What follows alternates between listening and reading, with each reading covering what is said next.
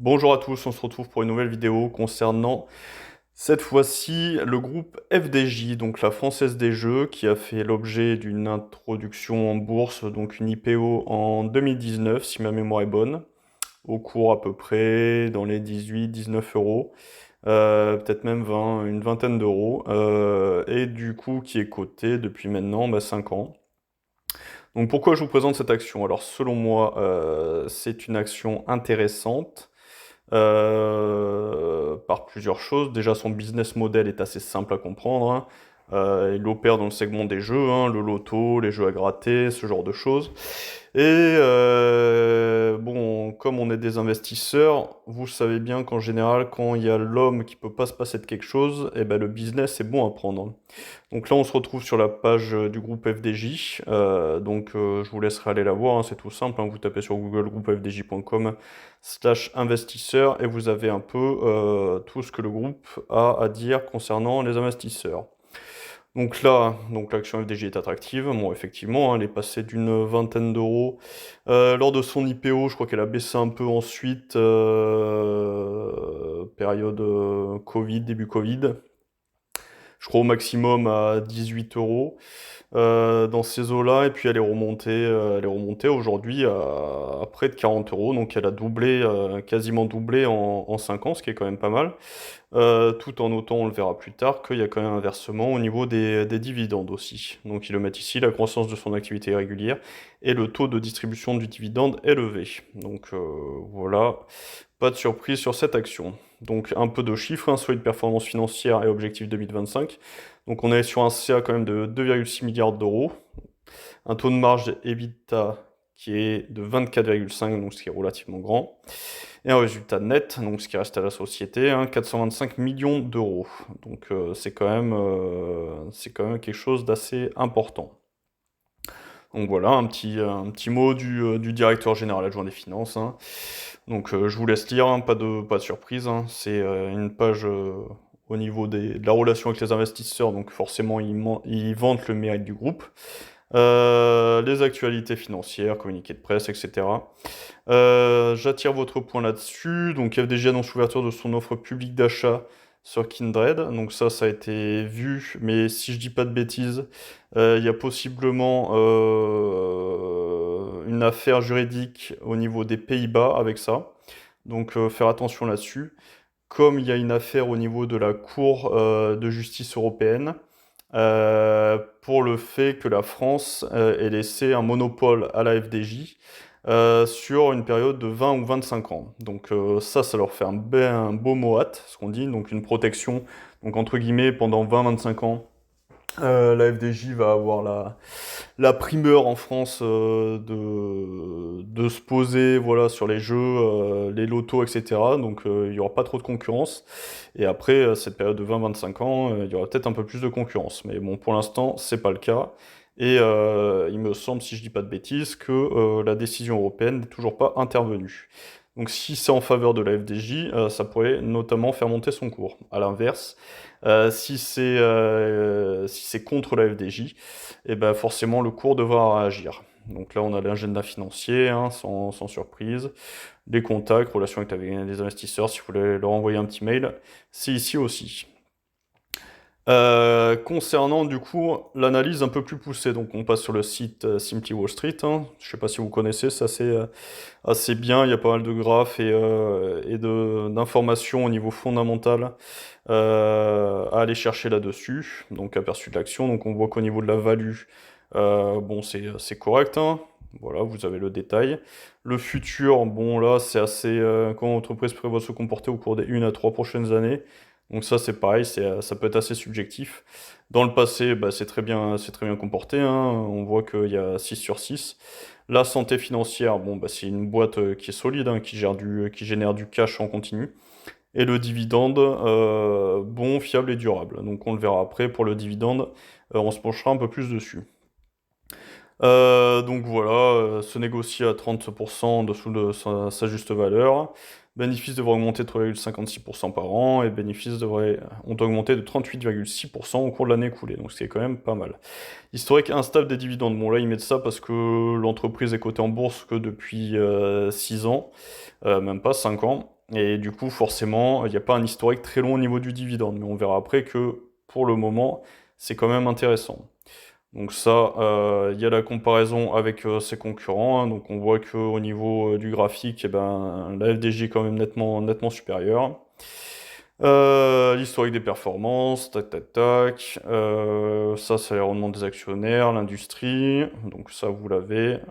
Donc n'a pas connu volatilité du prix significative au cours des 3 derniers mois. Donc c'est une action assez stable, hein, on va dire.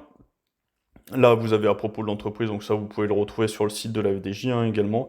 Fondée en 1933. Si je vous dis pas de bêtises, c'était après, du coup, la Première Guerre mondiale, avec notamment les gueules cassées, donc pour financer les aides aux personnes qui étaient complètement défigurées, notamment au niveau des premières prothèses ou pour que ces personnes puissent vivre, hein, pardon. Et il y avait l'engagement de la France à faire une grande loterie nationale. Et les gains de cette loterie étaient redistribués aux personnes qui avaient été blessées lors de la guerre. Donc il y a quand même toute cette notion passée de la société qui est quand même assez intéressante au niveau de l'histoire de France. On voit qu'au niveau salarié, il n'y a pas énormément de salariés, mais elle n'en a pas besoin pour fonctionner d'avoir énormément de salariés, hein. Donc voilà, vous avez à quoi sert cette société, hein. La Française des Jeux exerce des activités d'exploitation et de distribution de jeux en France et à l'étranger. Donc ça c'est assez important parce qu'elle se base pas uniquement en France. Elle propose des jeux de loterie tels que les jeux de tirage, donc le loto, les jeux instantanés dans les points de vente, etc. Donc là vous pouvez afficher plus, hein, les paris sportifs, poker en ligne, paris hippiques.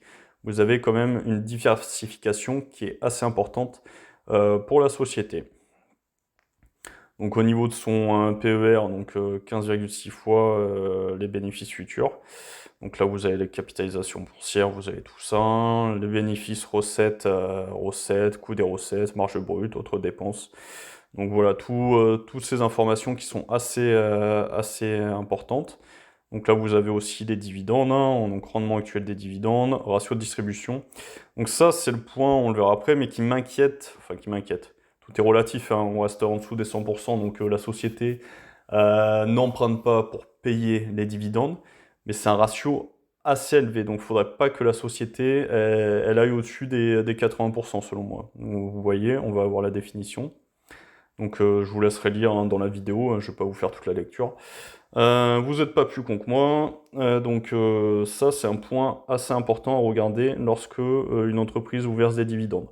Faut pas que l'entreprise se mette dans le rouge pour vous verser des dividendes. Si elle fait ça, en général, le cours décroît, donc le dividende n'est jamais rattrapé, et ben, du coup vous perdez de l'argent au final, donc c'est pas intéressant.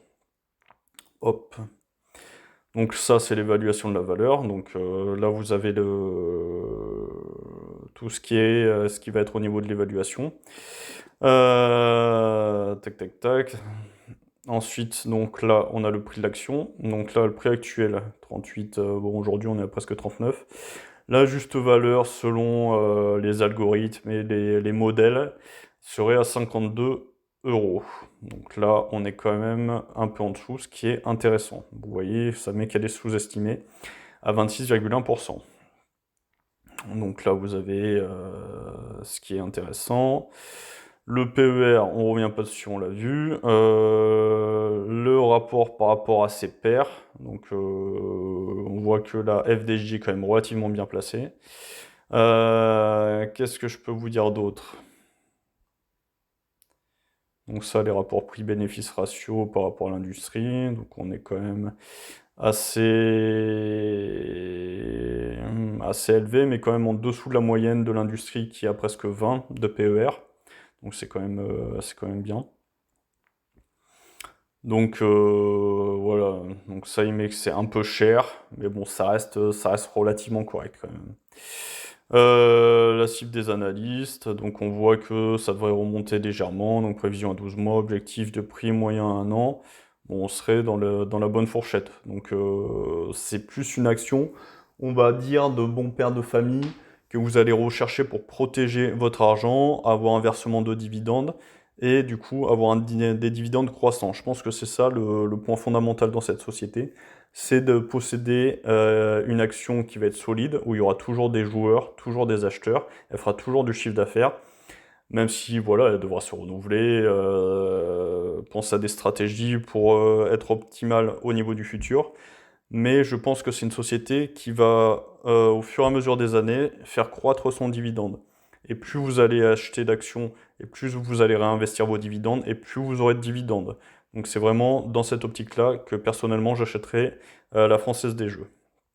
Donc les croissances futures, les prévisions des bénéfices et des futurs et des revenus futurs. Donc vous voyez que voilà, la courbe est quand même ascendante.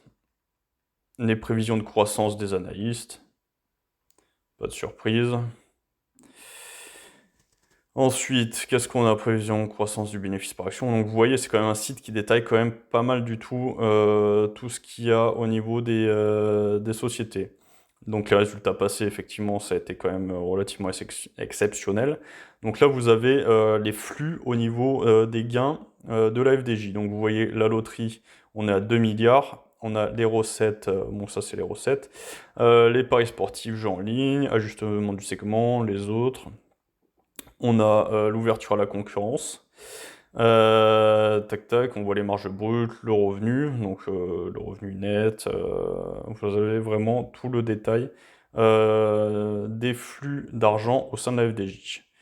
Donc historique des gains et des recettes, ok, on revient pas dessus. Ça aussi, analyse croissance, bénéfices. Donc vous regarderez tout ça si ça vous intéresse. Rendement, tac tac tac. Donc bilan de la santé. Donc on voit que c'est une entreprise solide, hein, voilà, on est à 5 sur 6, donc c'est quand même bien pour une société.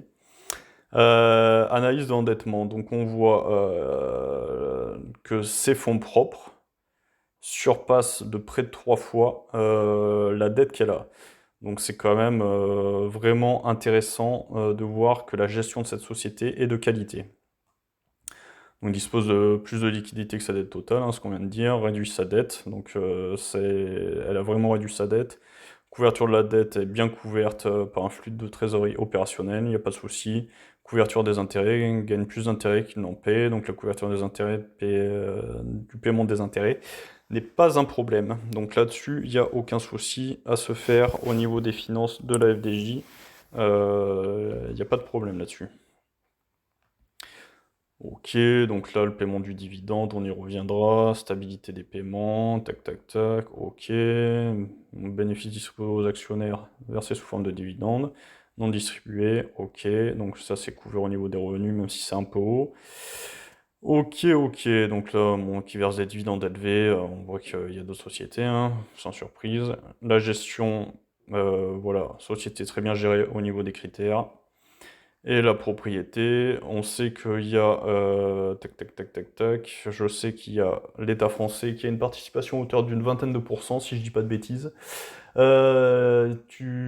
devez avoir une société anonyme des blessés de guerre qui est toujours dedans à hauteur de 20% également, quelque chose comme ça. Et après, c'est des actionnaires soit étatiques, soit privés. Ok? Donc qu'est-ce qu'on peut dire d'autre? Hop, on peut passer sur Investing, donc la Française des Jeux, sans surprise.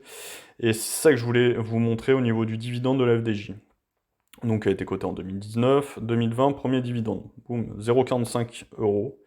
Donc 45 centimes, ok, donc le rendement, bon, pas ouf, mais c'était le premier. L'année suivante, bam, le dividende est doublé. Donc on passe déjà à un dividende doublé au bout de la deuxième année. Ensuite, on va gagner 34 centimes. Boum, on passe à 1,24 € au bout de la troisième année. Quatrième année, ça augmente encore, 1,34. Cinquième année, 1,78. Et on a un rendement de 5%. Donc vous voyez que sur une période de seulement 4 ans, on est passé de 0,45 à 1,78. Donc ça a été multiplié par 4. Donc ça, c'est vraiment intéressant. Voilà, si vous avez été un acheteur de la première heure, vous avez acheté vos actions, on va dire, à une vingtaine d'euros, vous êtes presque à 10% de rendement maintenant. presque à 10% de rendement. Je sais pas si vous vous rendez compte, c'est quand même énorme. Donc ça, c'était le petit point que je voulais faire avec vous. Après, tout ce qui est bilan, qu'est-ce qu'on a? Le profil financier, flux de trésorerie, hein, des éléments clés. Donc ça, vous irez voir par vous-même, hein, mais bon, les ratios sont impeccables, hein. Ça, on a les marges brutes, marges d'exploitation, je vais y arriver. Tout ça, si on va sur du général, donc la vue d'ensemble au niveau du cours. Ce que j'aime bien regarder, bon ça on a tous les ratios, tous les chiffres intéressants. Donc là bon le PER, on voit que selon d'un site à l'autre, c'est pas exactement les mêmes, mais ça vous donne une bonne idée, ok? Et ce qui est intéressant, hop, à voir, c'est ça, pour avoir une vision vraiment globale au niveau d'une action. On voit que le résultat net du groupe qui est en orange, bah, il augmente. Et on voit que le chiffre d'affaires du groupe, il augmente. Donc ça, c'est vraiment une société de qualité. Quand vous voyez un chiffre d'affaires, bon forcément, il va être positif, mais un résultat net du groupe qui est dans les négatifs, je vous conseille de rester à l'écart de ces actions, parce qu'au niveau des fondamentaux, c'est pas bon. Après, au niveau graphique, ça peut être bon, mais au niveau des fondamentaux, ça sera pas bon. Et si vous voulez conserver des actions sur une longue période, essayer de faire les choses correctement et de vraiment avoir une société qui gagne de l'argent. C'est vraiment la base, le B à bas. Ok. Donc ça, c'était pour vous remontrer aussi bon, le dividende, mais on va pas y passer 20 ans non plus. Donc ça, c'est la CAPI, ok. Important, le détachement, si vous aimez, comme moi, réinvestir vos dividendes, parfois vous avez des détachements et le paiement, il vous est fait 3 ou 4 mois après. Donc ça, c'est quelque chose que je trouve pas terrible parce que pendant ce temps-là, le cours de l'action peut varier et du coup, ça vous oblige, si vous voulez être performant, à réinvestir vos dividendes dans une autre société. Donc ça peut être une stratégie, mais personnellement, moi, je préfère avoir le détachement de mon dividende, avoir l'argent, réinvestir mon dividende dans la même société. Et là, quand on a un paiement qui est fait le même mois, souvent c'est à quelques jours d'écart, c'est quand même assez intéressant. À noter qu'il y a eu également un split au niveau de l'action. Donc je crois que c'était pour en gros, si vous aviez acheté au niveau de l'IPO 10 actions FDJ, vous en aviez une 11e gratuite. Si vous aviez conservé vos actions, alors ça devait être 18 mois ou peut-être 1 ou 2 ans, je n'ai plus l'information exacte. Et voilà ce qui est intéressant, donc ça, voilà, donc vous voyez là, surveiller pour voir son évolution dans le temps, donc ce que je vous ai dit au niveau du reversement du pourcentage, et c'est ça qui est intéressant. Ça, c'est vraiment la rapidité de l'évolution du dividende. Alors là, on n'a pas d'historique sur 5 à 10 ans, mais si ça continue comme ça, il y a des chances pour que ça soit vraiment une très belle action. Une très belle action de bon père de famille. Qu'est-ce que je voulais vous montrer d'autre? Juste passer peut-être sur du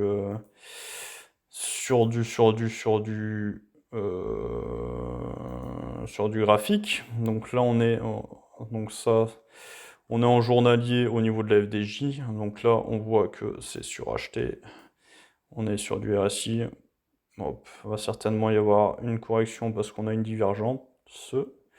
Mais bon, on n'est pas là pour ça. Hop, je voulais vous montrer au niveau mensuel. Donc voilà au niveau mensuel ce que ça donne. Alors, est-ce que je vous ai donné des informations correctes? Donc, ouais, c'était une vingtaine au niveau de l'IPO, vingtaine d'euros. Le plus bas, mars 2000, c'était Covid, hein, où tout le monde a paniqué. Hop, ce qui peut se comprendre. Ah oui, on allait chercher, ouais, même plus bas. Ceux qui l'ont chopé là, bien joué, les 15 euros. Donc là, hop, c'est monté. Et là, on était dans un biseau descendant, légèrement descendant. Et finalement, eh ben, il n'y a pas si longtemps que ça, donc le mois dernier, hein, mois d'août 2024, on a cassé ce biseau descendant. On a cassé ce biseau descendant et là, on est en train de casser une résistance, hop, que l'on peut mettre ici. Donc ici,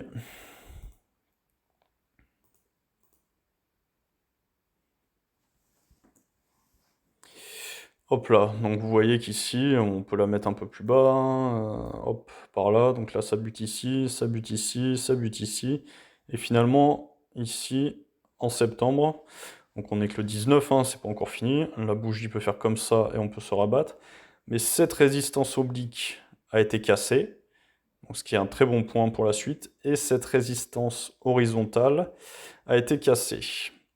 Donc là, après, il y a peut-être des chances qu'on vienne, hop, buter sur celle-ci et corriger ensuite un petit peu. Hop. Donc ça, on a la bande de Bollinger ou de Bollinger, hein, on s'en fout comment ça se prononce, c'est pareil. Donc là, qui va certainement freiner un peu la course, mais là, on devrait avoir une petite résistance ici, donc c'est possible que l'action consolide un peu dans cette zone-là, voire ici, il y a une plus forte consolidation en fonction du marché. Et je pense que voilà, l'action peut se maintenir dans ces eaux-là. Et si après on arrive à casser, hop, la plus haute résistance qui est vers les 44 euros, et ben on pourra dépasser ce stade et pourquoi pas continuer plus haut. Donc après, à savoir qu'à chaque fois, il y a le détachement du dividende, donc l'action forcément elle perd au prorata du dividende. Mais là, sur toutes les versements de dividendes, on voit que l'action à chaque fois récupère. Donc à chaque fois, on gagne de l'argent. Ok? Donc voilà, je vous ai fait une petite analyse de l'action FDJ, j'espère que ça vous a plu. C'est vraiment le début de cette chaîne YouTube, donc n'hésitez pas à vous abonner, à liker, à partager un maximum pour que je puisse développer la communauté. J'arrive plus à parler. Et puis je vous remercie d'avoir regardé cette vidéo et je vous dis à plus tard. Ciao!